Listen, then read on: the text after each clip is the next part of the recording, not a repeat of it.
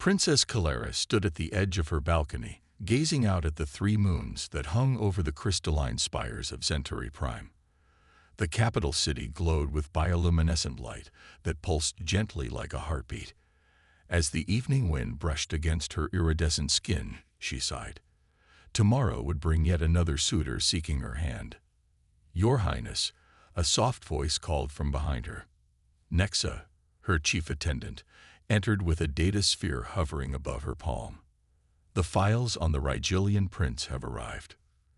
Kalara nodded without turning. "And what impressive traits does this one boast of?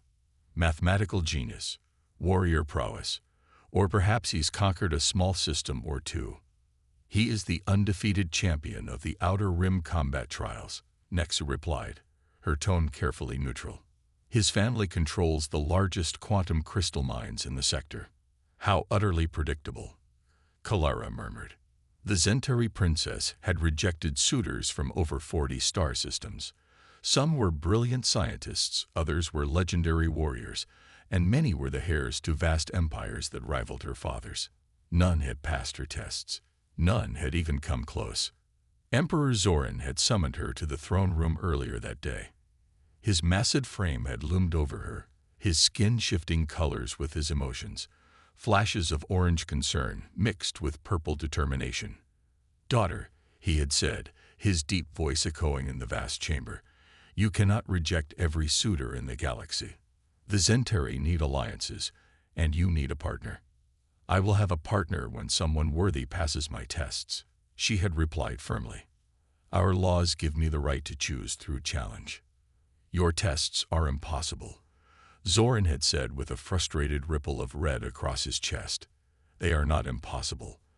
They simply require qualities no one has shown me yet." Now, as she watched the city lights below, Kalara wondered if her father was right. Perhaps she had designed her tests to be impossible. The thought of marrying any of the smug, entitled beings who had sought her hand made her skin dim with distaste. The Centauri were among the oldest species in the known galaxy. Their telepathic abilities and advanced technology had made them respected and feared in equal measure. As a royal daughter, Kalara was expected to use her marriage to strengthen the empire. But as the only child of Zoran's favorite mate, she had been granted the traditional right to set challenges for potential mates. "The High Council is growing impatient," Nexa said, interrupting her thoughts. "They say your tests dishonor the suitors." "Let them be dishonored," Kalara replied.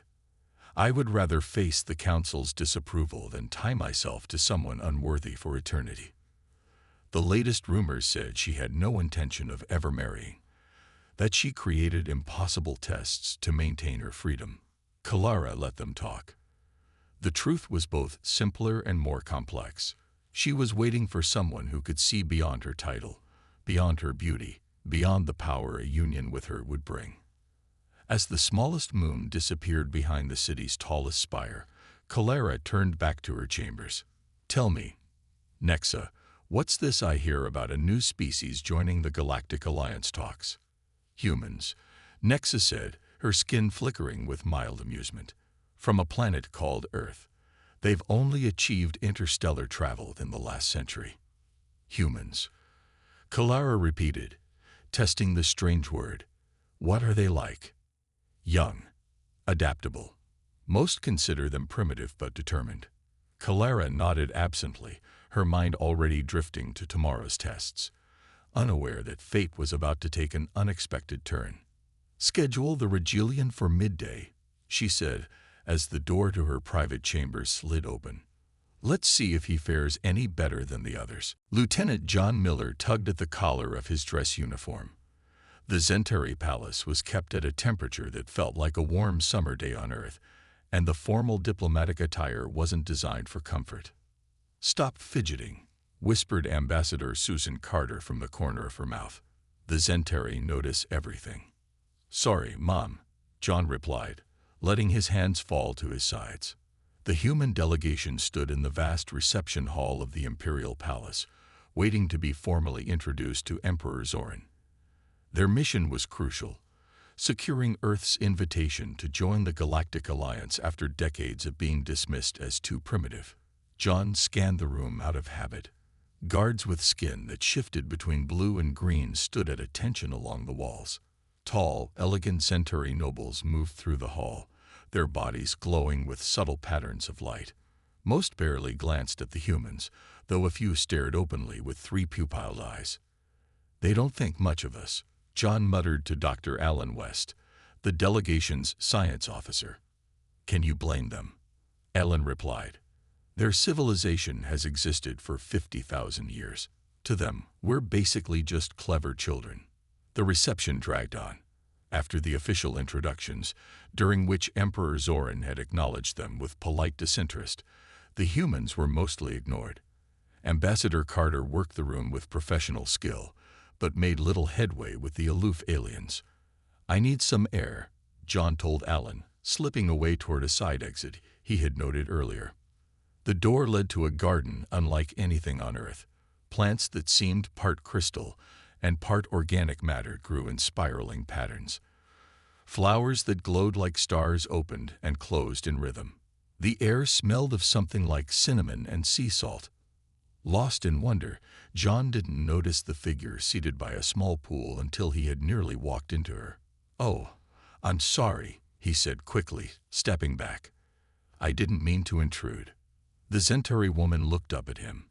Unlike the others he had seen, her skin was a pale violet that shimmered with tiny points of light, like a galaxy of stars. Her eyes held all the colors of a sunset. "You're one of the humans," she said, her voice musical and clear. "Yes. Lieutenant John Miller, ma'am. Security detail for the Earth delegation." He gave a slight bow, remembering his diplomatic training. "You find our reception boring?" she asked, with what seemed like genuine curiosity. John hesitated, then decided on honesty. "Not boring, exactly. Just overwhelming. And truthfully, being treated like a curiosity gets old fast." To his surprise, she laughed, a sound like silver bells. Refreshingly direct. "Most visitors try to impress us with flowery words." "Not much point in that," John said with a shrug. "We both know where Earth stands. We're the new kids on the block." "New kids on the block," she repeated, clearly unfamiliar with the phrase. "It means we're newcomers, still learning the rules," he explained, sitting down on a bench across from her when she gestured for him to join her. "And what do you think of our world so far, Lieutenant Miller?" "Beautiful beyond words," he said sincerely, "but a little intimidating. Everything here feels ancient and meaningful, while we're still figuring things out." "Perhaps that's not a disadvantage," she said thoughtfully. "To still be figuring things out." They talked for nearly an hour. John told her about Earth, about growing up in a small town, about the wonder of first spaceflight. She asked questions about human emotions, customs, and dreams. Not once did she speak down to him or treat him as inferior. "I should get back," he finally said, realizing how long he'd been gone. "The ambassador will be looking for me." The woman nodded. "It was pleasant speaking with you, John Miller of Earth." Only as he was walking away did John realize he had never asked her name, and only after he rejoined the delegation did Ambassador Carter pull him aside with wide eyes. "Where have you been?" she hissed. "Do you have any idea who you were talking to?"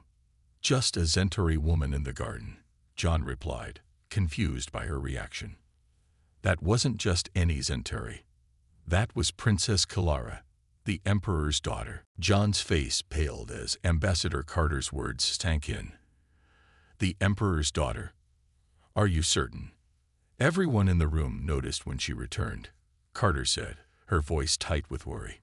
"Did you say anything inappropriate?" "I don't think so," John replied, mentally replaying their conversation. "We just talked. About Earth, mostly." Before Carter could respond, a ripple moved through the crowd. The Centauri nobles parted as Emperor Zoran approached, his massive frame radiating authority. Behind him walked the woman from the garden, Princess Kalara. "The human delegation," Zoran said, his voice deep and resonant. My daughter speaks highly of your representative. John stood frozen as three pupil eyes turned toward him. Princess Calera's gaze held his, a slight smile on her lips.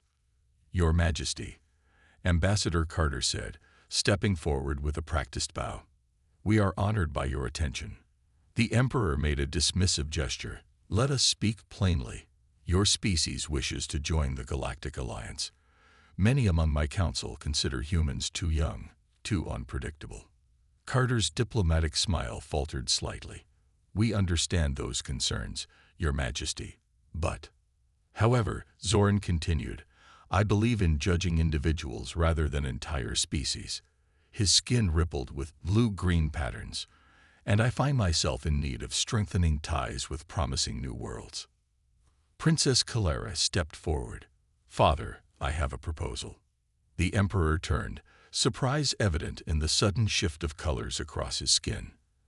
As you have often reminded me, she said, her voice carrying through the now silent hall. It is time I chose a consort. I wish to name Lieutenant John Miller as a candidate for my courtship trials. Gasps and murmurs erupted throughout the hall. A tall Zentari noble stepped forward, his skin flashing angry red. Highness, this is outrageous. A human. They barely understand space travel, let alone our culture and traditions. Do you question my right of selection, Lord Vex? Calera asked coolly. The noble's colors dimmed immediately. No, Highness, but no human could possibly pass your trials. Even our greatest have failed.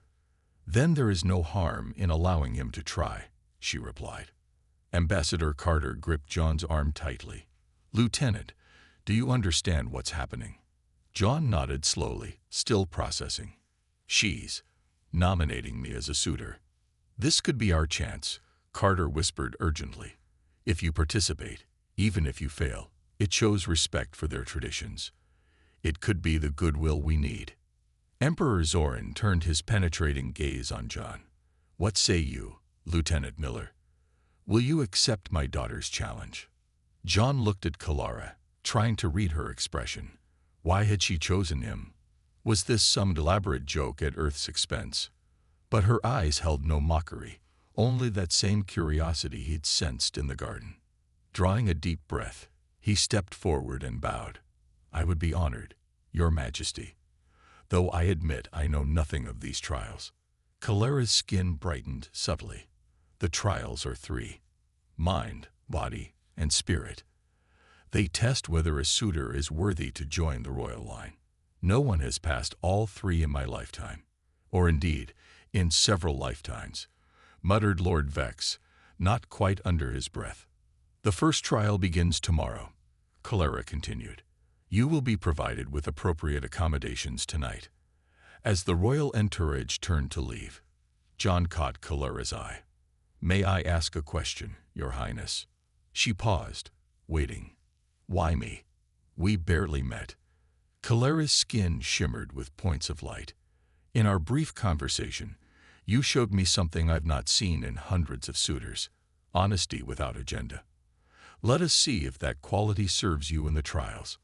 As she walked away, John realized the entire human delegation was staring at him with expressions ranging from shock to awe.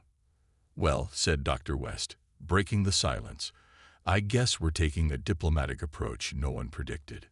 John nodded weakly. If anyone needs me, I'll be having an existential crisis in my quarters. The morning arrived too quickly. John had barely slept, his mind racing with questions about what awaited him. The Zentari guards escorted him to a circular chamber deep within the palace, where Emperor Zoran, Princess Calera, and several nobles waited.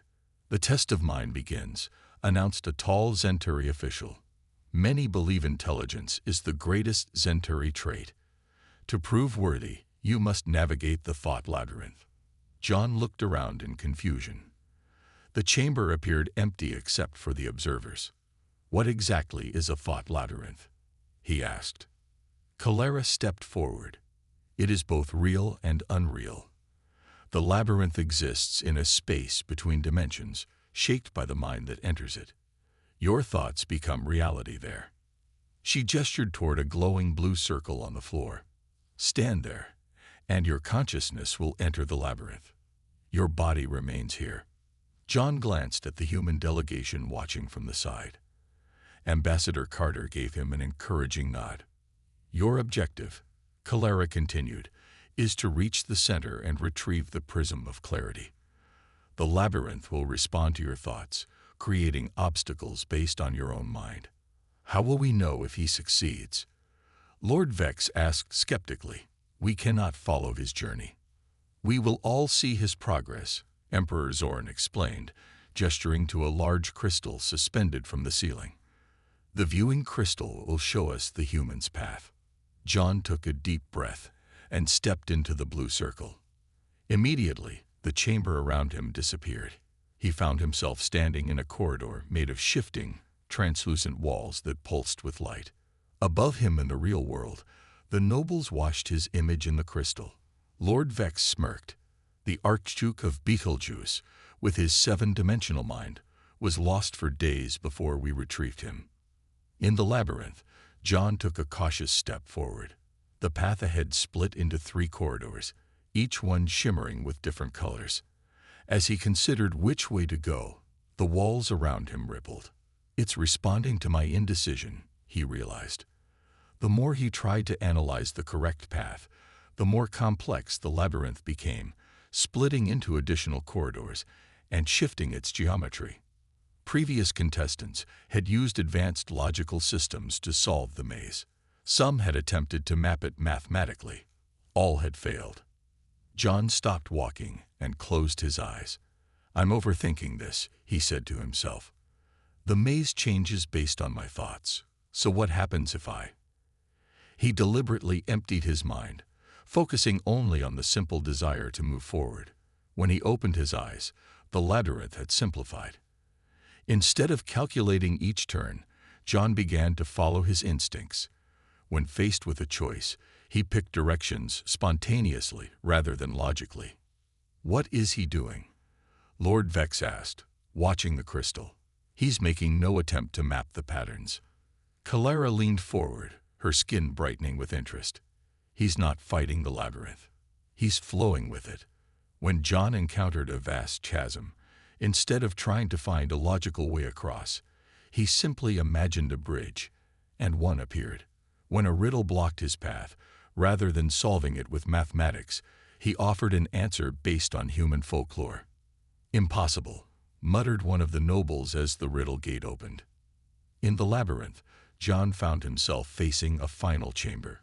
Inside floated a crystal prism, but between him and the prize stood a mirror-like wall showing his own reflection. Every previous contestant had tried to break through this barrier using force or complex calculations. John approached it slowly, studying his reflection. "The labyrinth responds to thoughts," he said quietly. Then he had a realization. He stopped trying to solve the problem and instead questioned his own perception of it. Was the barrier really there, or was it just his belief in its existence? John closed his eyes and stepped forward with complete confidence that there was no barrier. When he opened them, he stood before the floating prism. In the observation chamber, the assembled Zentari gasped as the crystal showed John reaching the center. Moments later, he materialized back in the blue circle, holding a small prism that glowed with inner light. "He passed," Calera said, her voice carrying a hint of wonder. "Lieutenant Miller has passed the test of mind." John held out the prism to her, still catching his breath. "I think I'd figure out why others failed. They were trying to outsmart the labyrinth." "And what did you do differently?" Emperor Zorn asked. John smiled slightly. "I stopped trying to be smarter than it. Sometimes the answer isn't about intelligence, but about perspective." The news of John's success in the first trial spread quickly through the Zentari capital. Nobles whispered in the corridors, some dismissing it as luck, others watching the human with new interest. John was given 1 day to rest before facing the second challenge. At dawn, he was led to a vast hangar where Princess Calera waited beside a small transport vessel. "The test of body takes place away from the city," she explained as they boarded. It is a test of survival in the Scarlet Wilds. The ship rose smoothly into the air, and through the viewport, John watched as the gleaming spires of the capital gave way to rolling purple plains, and then to rugged mountains covered in vegetation the color of blood. "These forests contain some of our world's most dangerous predators," Kalara said. "Creatures that have evolved alongside a telepathic species have unique hunting methods." Lord Vex, who had insisted on accompanying them, made a sound of satisfaction. The Regelian prince lasted only 6 hours here, despite his enhanced strength and combat training. The ship landed in a small clearing. John was given a simple pack containing water, a basic multi-tool, and a communicator. "The test is simple," Kalara explained. "You must survive for 3 days and nights, then reach the extraction point here." She showed him a map with a location marked 10 miles from their current position. "What about weapons?" John asked, looking at the dense crimson foliage surrounding them. "That would defeat the purpose," Lord Vex said with a thin smile. "This is a test of physical capability, not technological advantage." Kalara's expression remained neutral, but her skin pulsed briefly with light. "We will monitor you remotely. If your life is in true danger, we can extract you, though doing so means failing the trial." John nodded, mentally cataloging what he knew about wilderness survival. It wasn't much. As a security officer, his training had focused on combat and protection, not living off alien lands. "The trial begins now," Kalara announced. "Good fortune, John Miller." The ship lifted off, leaving him alone in the clearing. The air was thicker than Earth's, with a sweet scent that reminded him of overripe fruit. The gravity was slightly lighter, giving him a small advantage. "First things first," he muttered to himself. "Water, shelter, get oriented." The early hours passed uneventfully as John explored the area, identifying water sources and cataloging edible-looking plants without touching them. He constructed a simple shelter against a rock face, using fallen branches from the crimson trees. As twilight fell, the forest came alive with sounds, clicks, whistles, and low moans that sent shivers down his spine. Something large moved through the underbrush nearby. John climbed a tree to sleep, securing himself with vines. From their monitoring station, Kalara and Lord Vex watched his progress. "His approach is cautious," Vex observed, "but he lacks the physical advantages of other species. The night hunters will find him soon enough." Kalara said nothing, her eyes fixed on the screen. On the second day, disaster struck. While crossing a narrow ravine, John disturbed a hive of flying creatures resembling dragonflies with glowing abdomens. They swarmed around him, their stingers leaving painful welts on his exposed skin. In his rush to escape, he slipped and fell into a shallow pool below. The water soothed his stings, but something else had noticed his presence. A ripple moved toward him, a predator the size of a crocodile, but with 6 legs and crystal spines along its back. "The crystal jaw," Lord Vex said with satisfaction. "None have faced it and survived without weapons." Instead of running, John remained perfectly still in the water. The creature approached, its sensory organs clearly tracking him. Then, to the observer's astonishment, John began to hum, a low, rhythmic sound that reverberated through the water. The crystal jaw paused, its head tilting. John continued humming, gradually changing the pitch. The creature's crystal spines began to resonate with the sound. "What is he doing?" Vex demanded. "He's communicating," Kalara said softly, "or at least attempting to."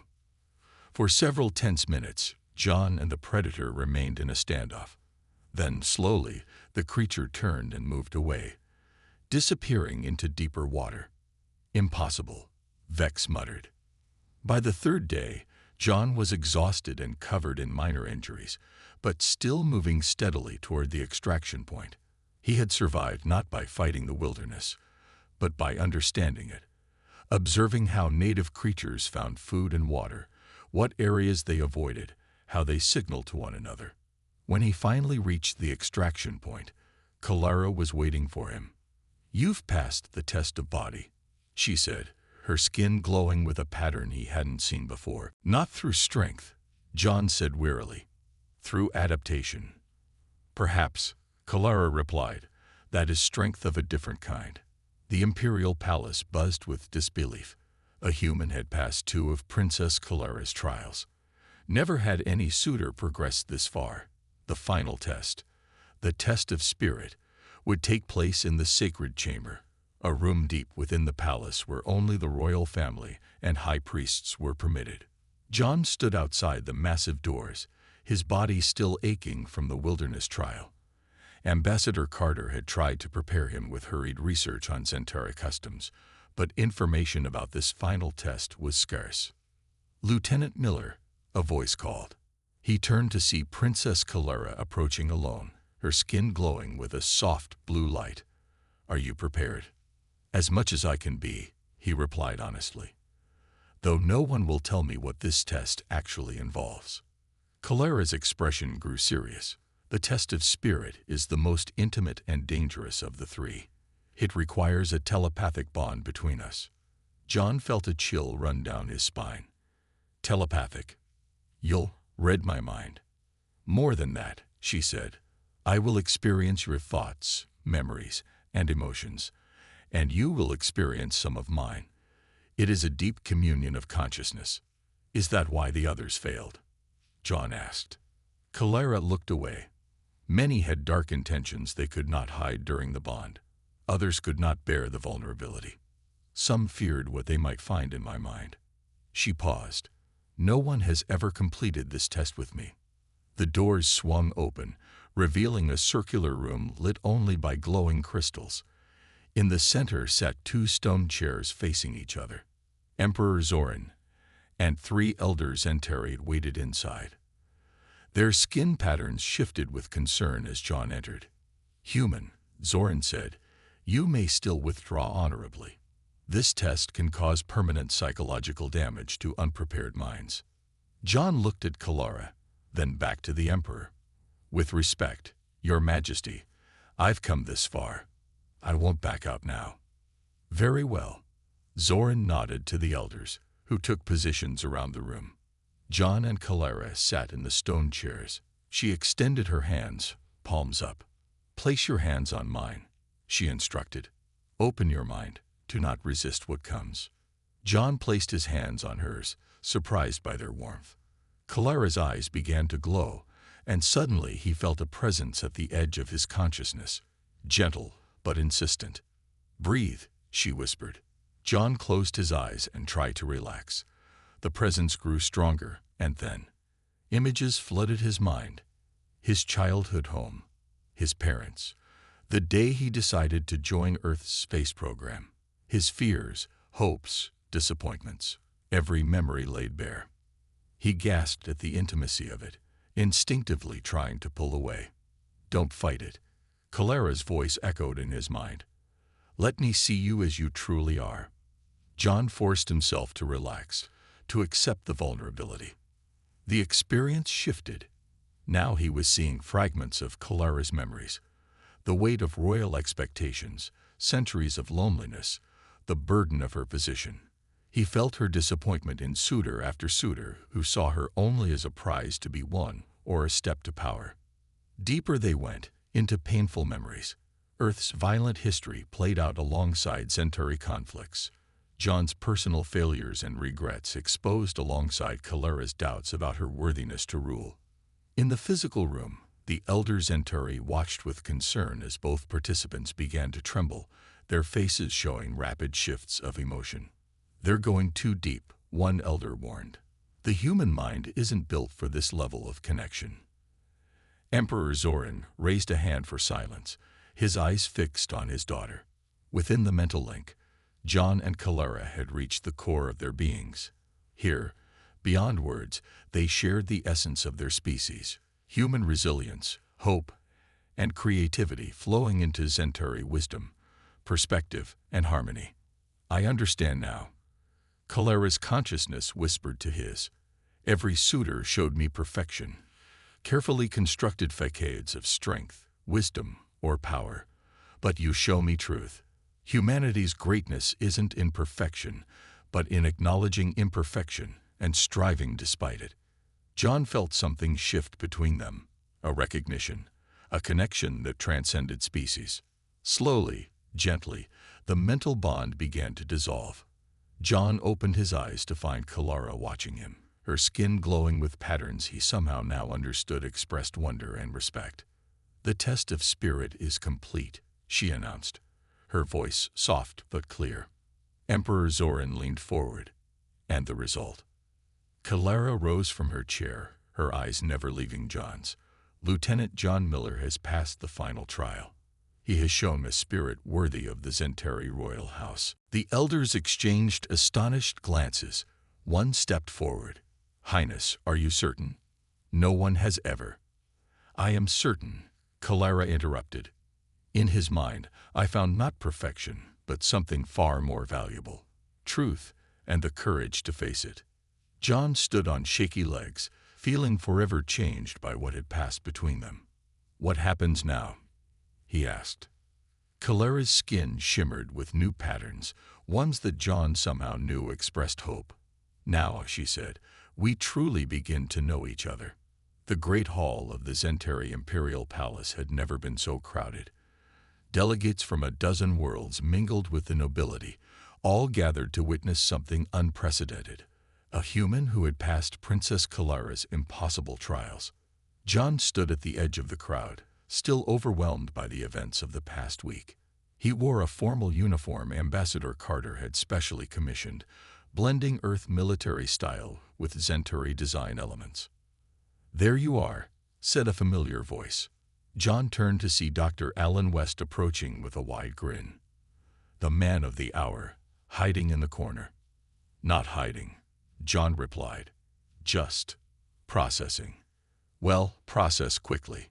The Emperor's about to make his announcement, and half the Galactic Alliance leadership is here to see it."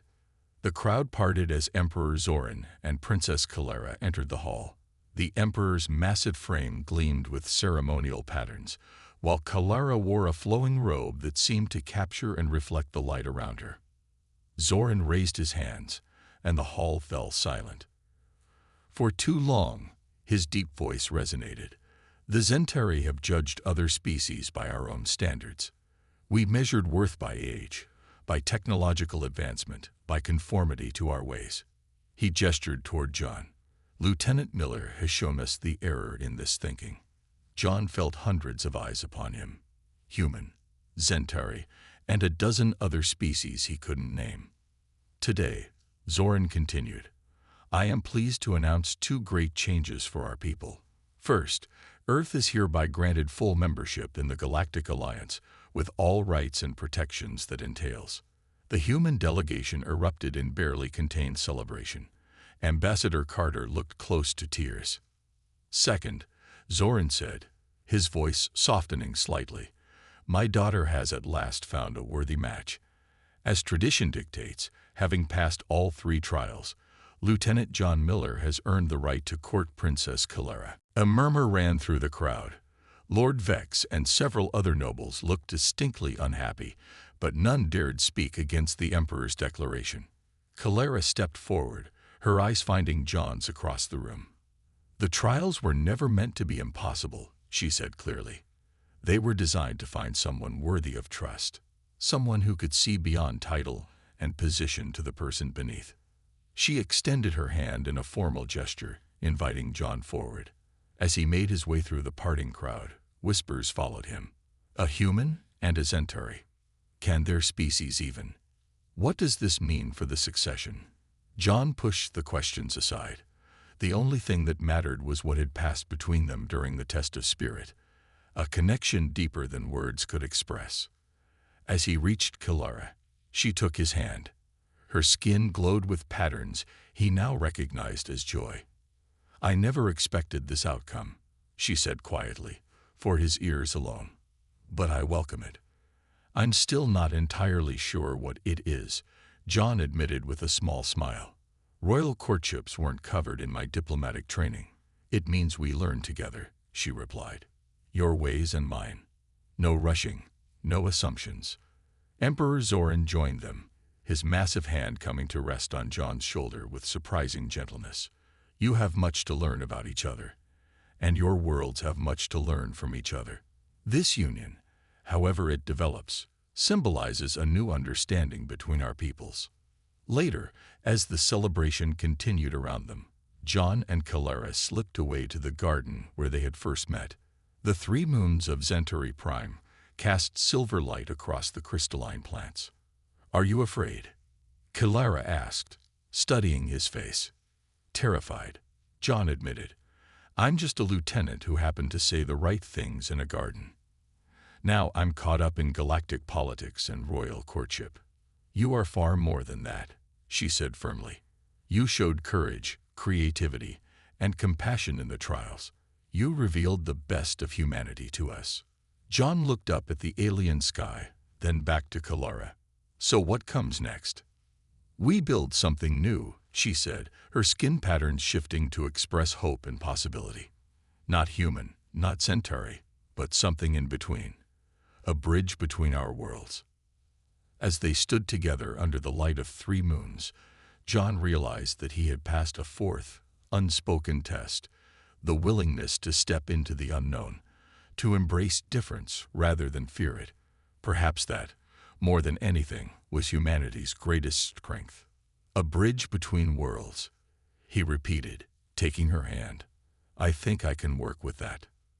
Around them, the garden seemed to pulse with new energy, as if the very planet approved of what had begun here, a future neither could have imagined, but both now welcomed.